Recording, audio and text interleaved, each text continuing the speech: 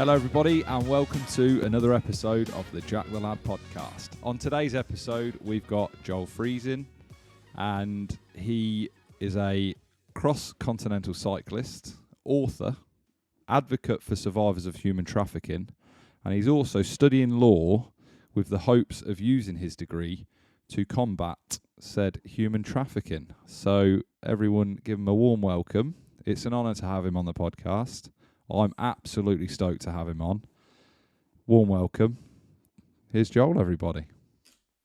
Thanks for having me on the podcast, Jack. It means a lot. When you reached out, I was honestly just excited to make the connection and have a great conversation talking about crazy travel, human trafficking, all that stuff. So I'm fired up to be here. Yeah, I mean, I came across you on Instagram, on Reels, as I do with a few of my guests. And yeah, the video that I came across was the Belgian flag, the Indian flag, and then you just obviously going along on your bike. So straight away I was like, this is the sort of, guest that I want to get on. I like to get people on that are, going out there doing things that are out of the norm, but then again are sort of very achievable for, the tag of the podcast is Ordinary People, Extraordinary Stories, and yours, couldn't fit within that box any better, to be honest. I completely agree. I think that's very true. When I decided to do this bike trip, and then I asked my buddy Brad Dornian to come along with me to bike from Belgium to India over 6 months. Neither of us were cyclists, and neither of us had done this type of travel where you're moving from one spot to the next, camping along the way. And by the time we arrived in Europe, we'd done one practice ride, which was a 70-kilometer cycle. We camped in Squamish, BC, and 70 kilometers back, and then a couple rides on the stationary bikes at the gym. And that was it. We bought these brand new touring cycles, rode them once, and then hopped on a plane across the ocean and basically started cycling. So it really is. Anyone can do something like that, but they just got to be crazy enough, I guess. Yeah. When you say crazy enough, and it is a crazy amount of distance that you travelled. But yeah, like we both said there, it is achievable for people. And I do think people probably hold themselves back a lot more and, don't try and put themselves out of their comfort zone. I mean, there's a lot of that, in the world. People just stay in their comfort zone, and it's the same in their jobs as well. A lot of people get a job and then that's them, and they there's job security and all the rest of it. But yeah, so right, let's take us back. So when did this whole adventure begin? Yeah. I guess the beginning was in the summer of 2015. I was in between years of university, and I wasn't sure that I wanted to do what I was studying. I was studying psychology, and I found it fascinating, but I didn't see a purposeful path forward with that degree. I had just gotten out of a relationship. I was kind of having a quarter life identity crisis. And I was working water and sewer construction. It was just gross work. I was pretty down, and I was like, what am I passionate about? And for me, it was combating human trafficking, using my freedom, my resources and network to combat human trafficking. But I didn't have a degree. And I was like, it's going to be a bit foolhardy if I go out there and I try to combat human trafficking without having a degree, without having expertise. And so I realized, well, one thing I can do is I can fundraise.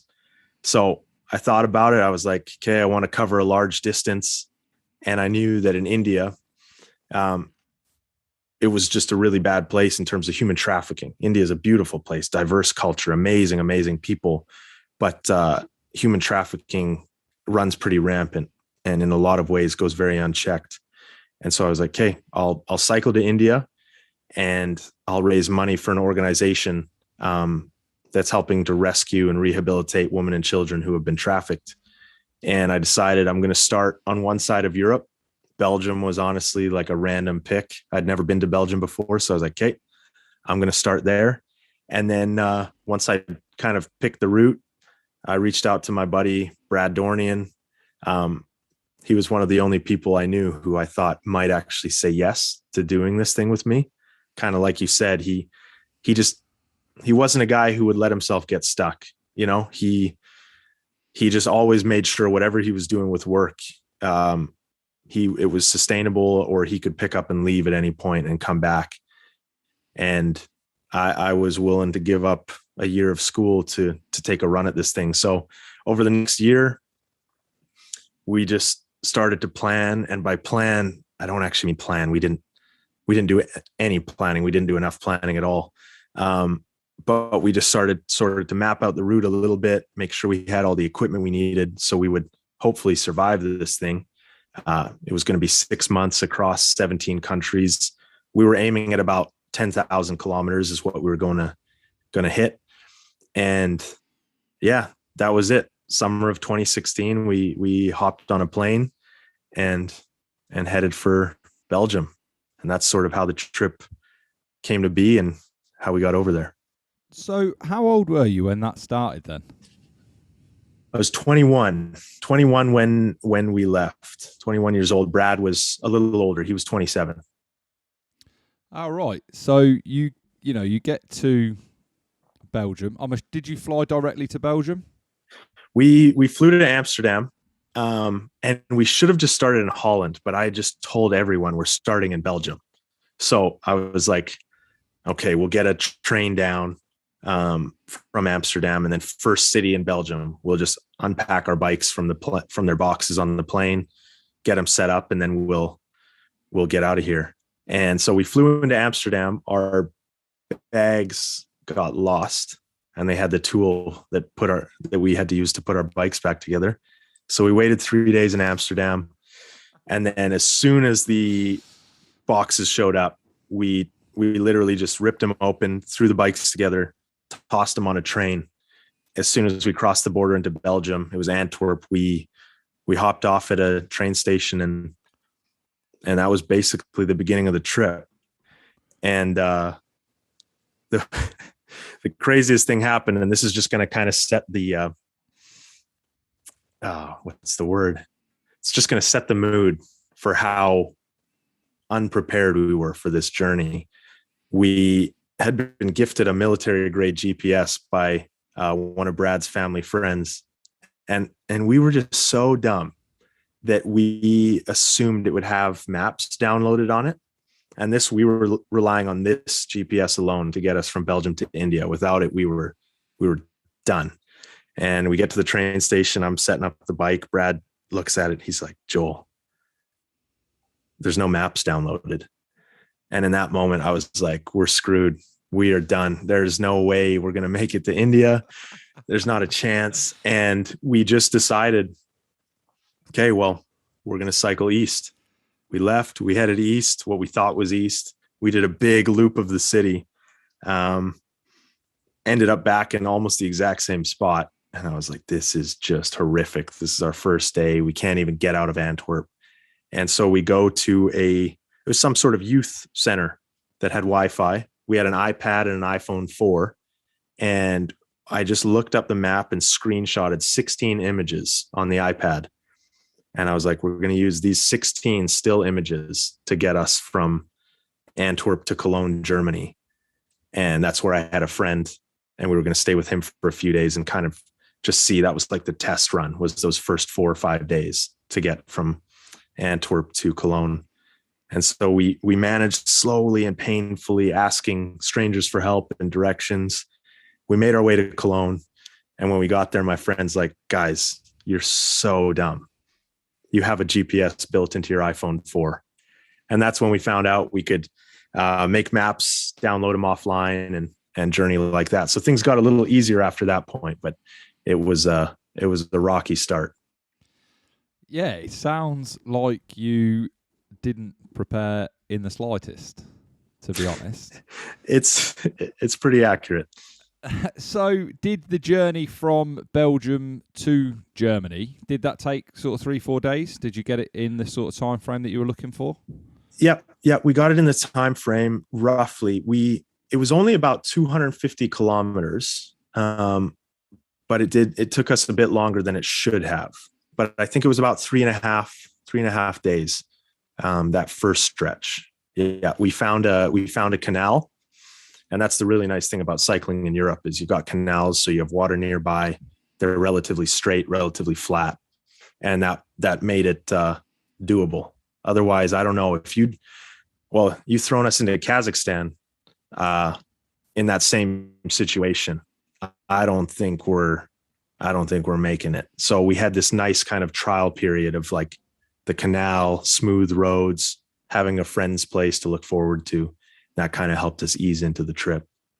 Yeah, I mean, like East Europe and that is in Central Europe, I suppose, is quite sort of known for how smooth its roads are, how well kept their roads are, and how flat it all is. So yeah, it was probably a good starting point, and it is a good way to sort of ease you into it.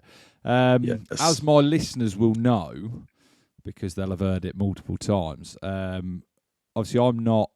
I cycle. I've just recently done a triathlon.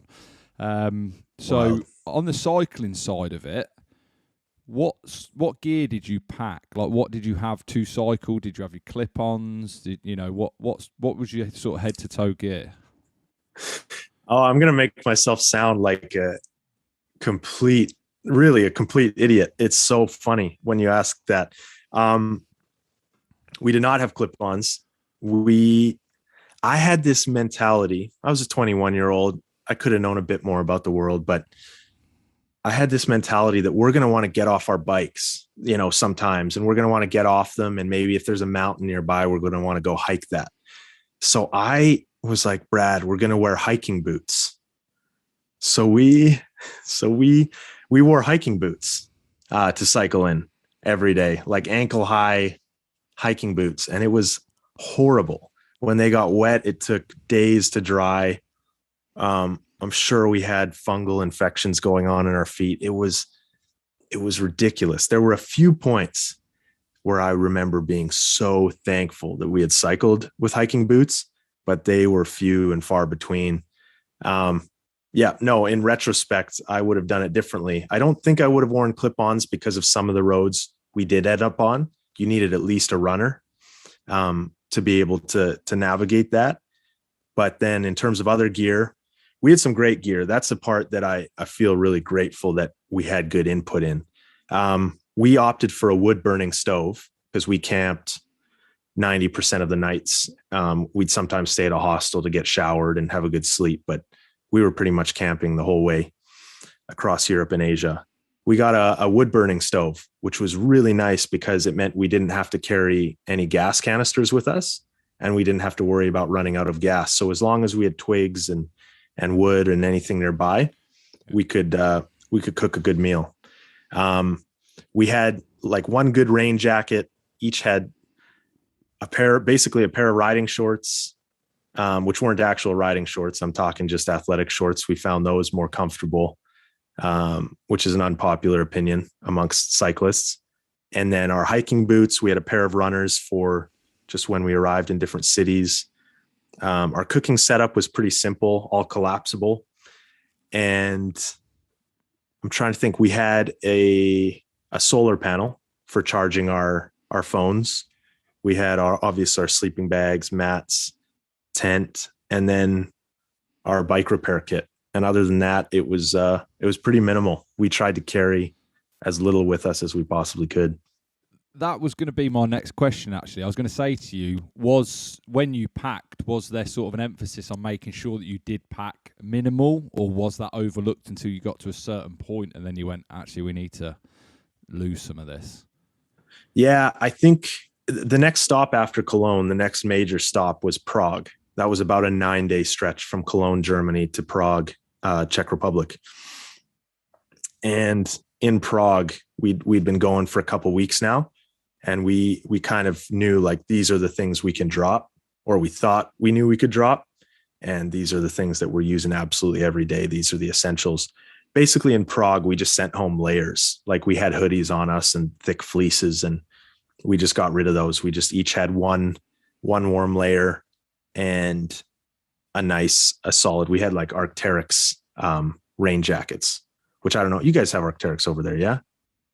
It's like it's a pretty, maybe not. Look it up. It's a phenomenal outdoor brand, and a friend of his, same family friend, had actually donated those to us. They're like $600 rain jackets that we got for the trip.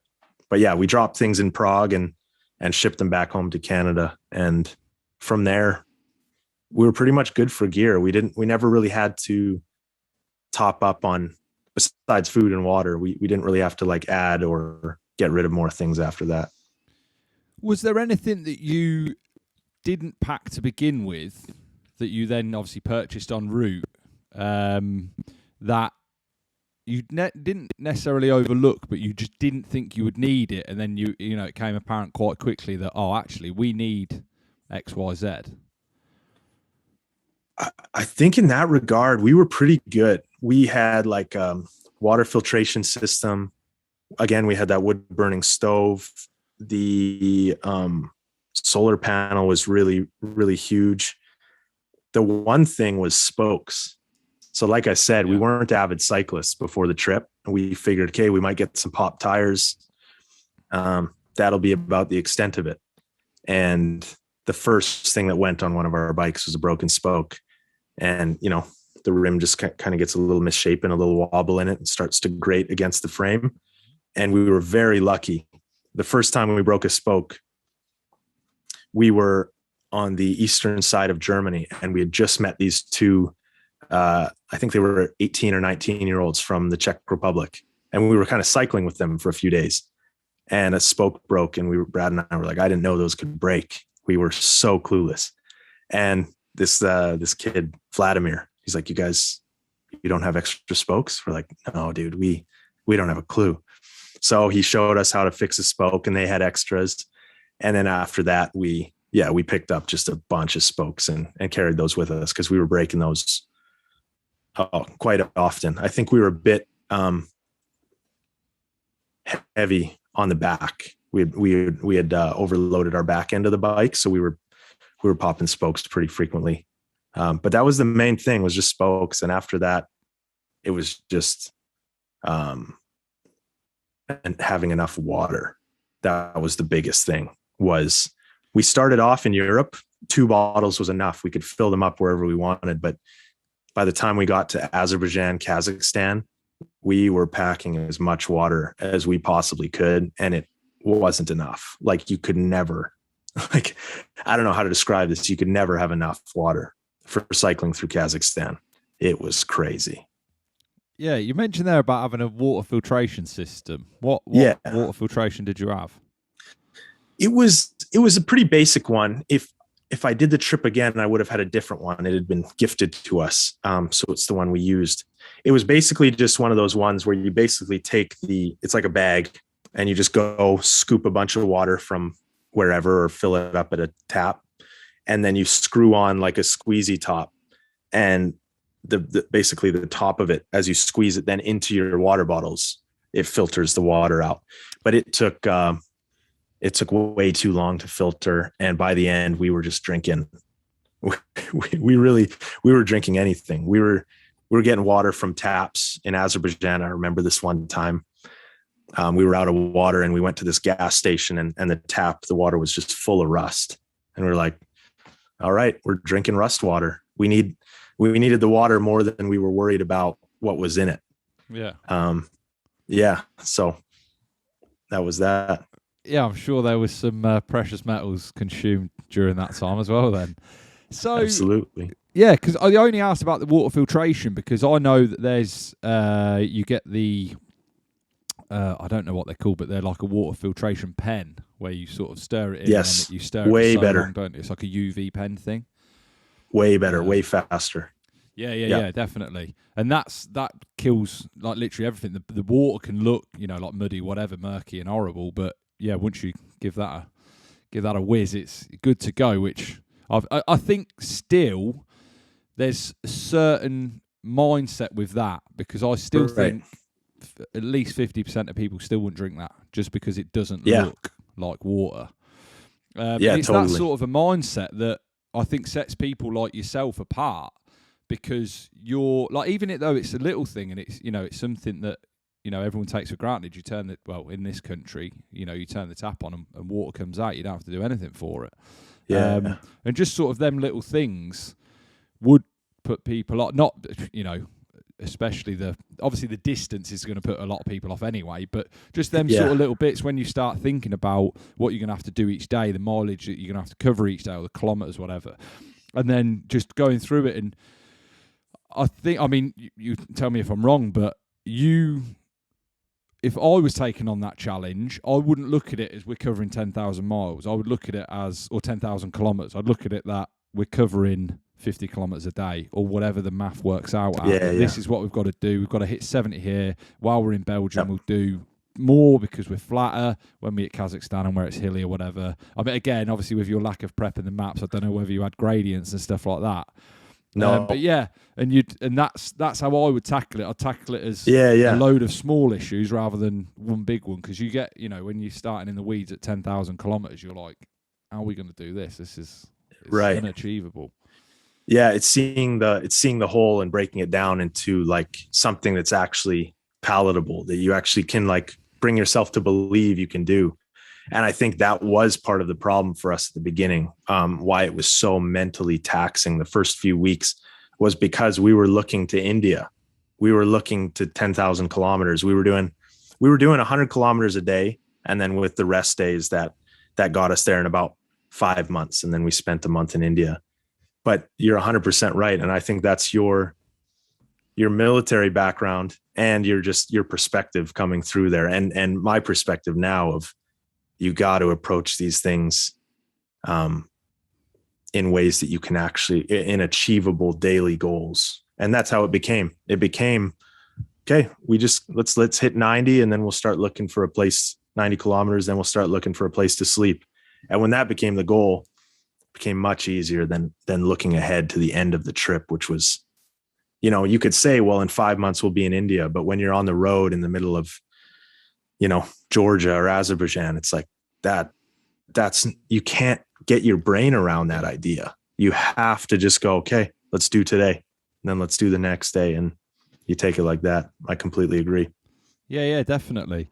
So where have we got to now? So we're on Germany, aren't we now so far? Yeah. To Czech Republic. Was kind of in between there. We really figured out Germany and Czech Republic. We really figured out some of those things, those valuable things, like how to fix a spoke. We really didn't know even how to fix a pop tire, which is crazy to think.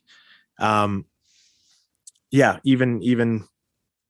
just where to get food, where to get water, what shops, how to kind of just do life on the road, how to even be together on the road. Brad and I did not know each other that well before we went on this trip. So this was a huge adjustment of your spending. I really think for about 5 months, 6 months, we were like maybe a handful of times more than 500 feet from each other. Like we did everything together. Yeah. Right. And you've got all day to think. You're cycling for 6 to 8 hours a day, and your brain is you're just in your thoughts. And then there's this other person there. And when you're irritated, you're frustrated, that person's taking the brunt of it. So we were figuring out how to ride, how to make this thing happen, how to be friends, and how to not kill each other, and how to actually like spur each other onward so we could complete this thing. And making it to Prague was a big milestone. It felt good. It was like, okay, we've got 2 weeks under our belt. We made it this far. Maybe we can do it. Yeah, I just want to jump in there because you just spoke then about how you're in your thoughts for the hours while you're on the bike. What sort of conversations are you having to start with then? You said you weren't like close friends. I imagine you're like brothers now. Yeah, we are. So when you're first sort of establishing that sort of bond and whatnot, what are the conversations that are coming up, and how are you? Because I think another sort of major part for other people is when you're not riding, filling the time with stuff to do. I mean, you're going to different countries and stuff, so there's always something new to see in, every country you're visiting.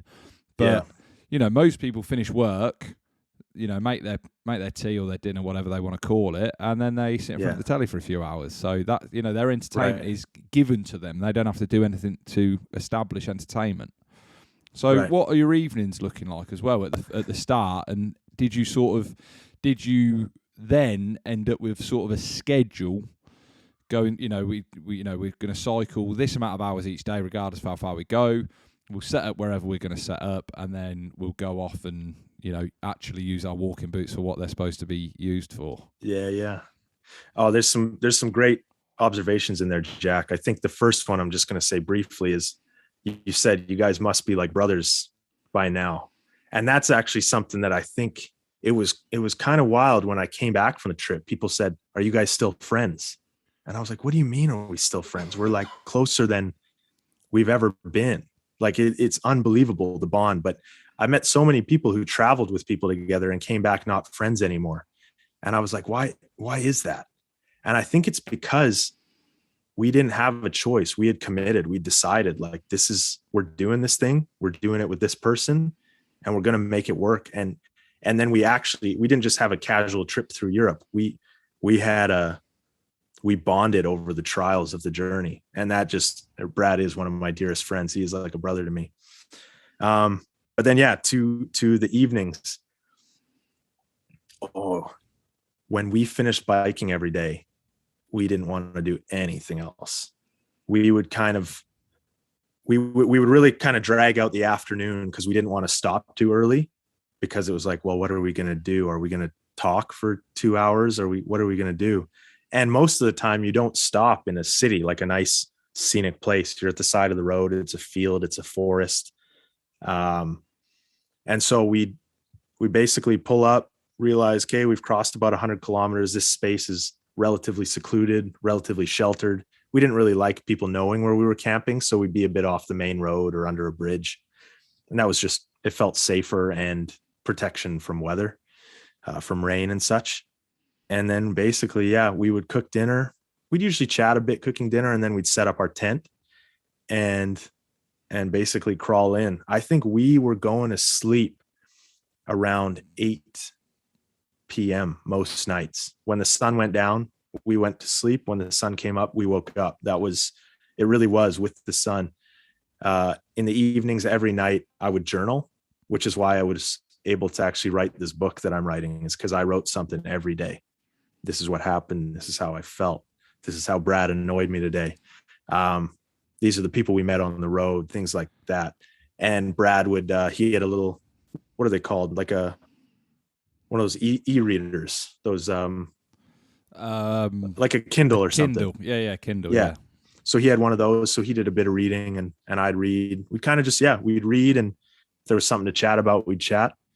But over the course of the journey, you'd think you'd run out of stuff to talk about, but we became closer and conversation became easier the longer we went on.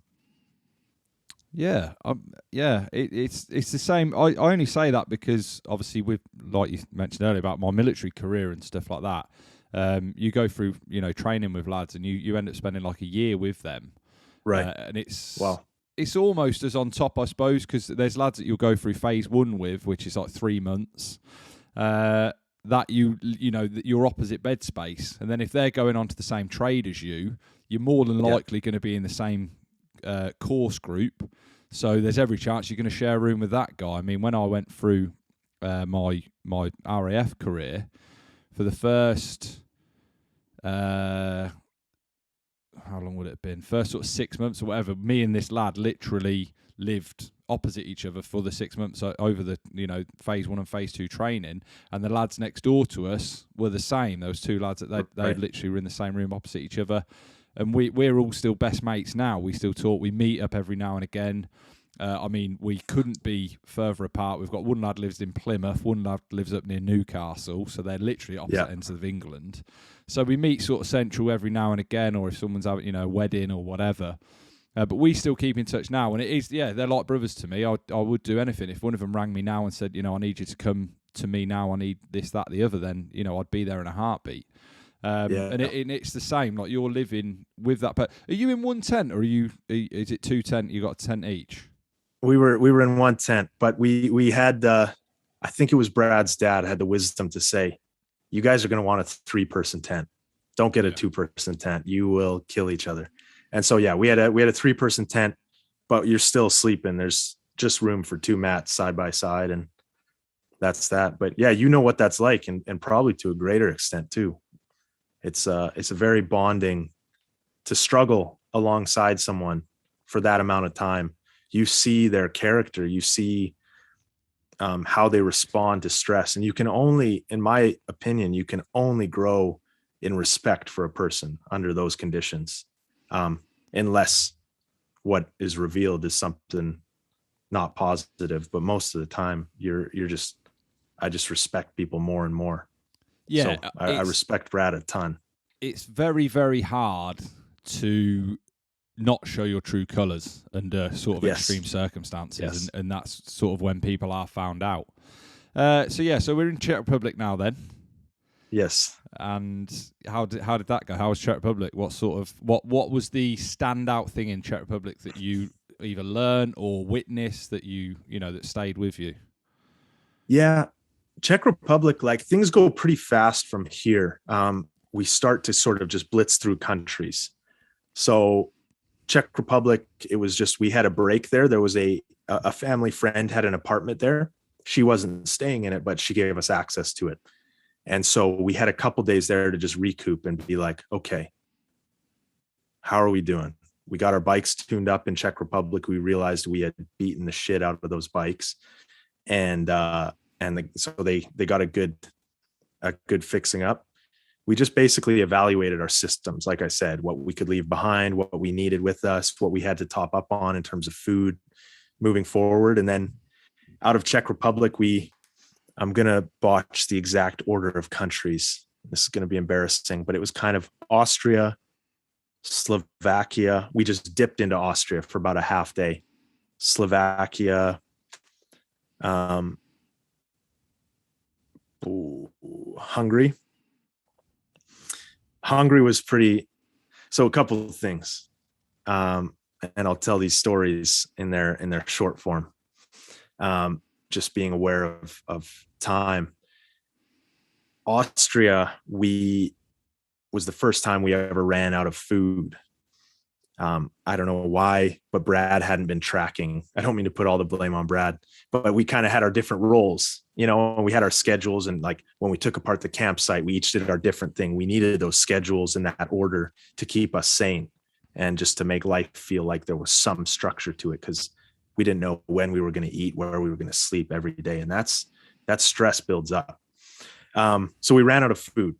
Brad opens his pack for lunch. There's nothing in it. We're out of food. So I'm like, oh man, okay, we got to get going. And we realized there wasn't another town for, 40, 50 kilometers. And we're without food. We're really low on water. So we deviate.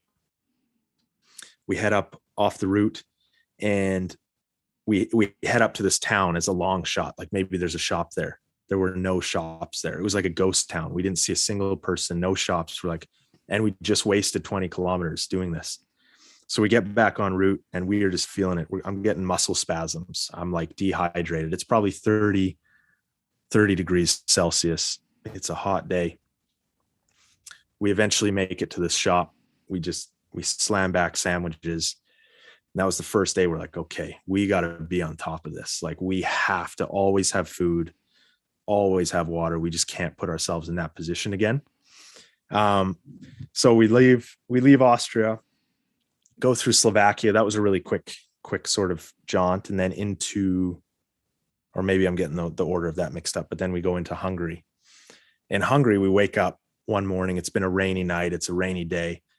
It's just miserable. We wake up and I check the map. It's downloaded on our phone and it's gone. It's not downloaded anymore. So I'm like, oh no, are you kidding me? So we were cycling through the town, but we forgot that it was a Sunday. And Sundays in some countries in Europe are still just dead. Shops are shut down, restaurants, there's no place you can get Wi-Fi. It's like 8:30 in the morning. We see this bar that's still open from the night before. And there's these guys smoking outside. We go up to them, start talking. They don't really understand us, so they go in to get their friend. This guy comes out. He's got dreadlocks down to his, like, all the way down his back. And he says, my name's Rasta. It's not my name, but it's what people call me. So we're like, all right, Rasta, can you help us with Wi-Fi? So he's like, yeah, I can help you with Wi-Fi. So we follow Rasta. He takes us to his house. His mom comes out, greets us. She's this big woman. She gives us these massive hugs, welcomes us into their home.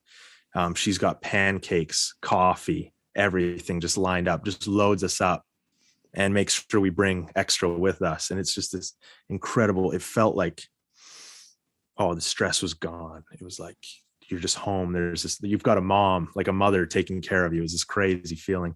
And Rasta is so sweet. So we get our pancakes, our chocolate sauce, some extra coffee.